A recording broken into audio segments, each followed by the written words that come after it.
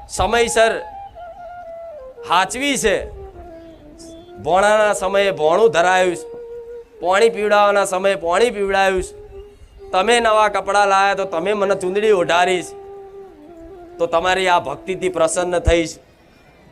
મારા દીકરાઓ, મારી વસ્તીને કીધું કે કદાચ જો મારી કૃપા આનાથી વિશેષ જોવી હોય, આનાથી વિશેષ જોવી હોય તો આ ઘર ત્યાગ કરી દો. હવે ખીચામાં એક રૂપિયો નહીં, ઘરમાં હરખું ખાવાના અનાજ નહીં, દોણા નહીં. અને એવા સમયગાળે મારી વસ્તીને કીધું તું કે આ ઘર છોડીને બહાર જતા રહો.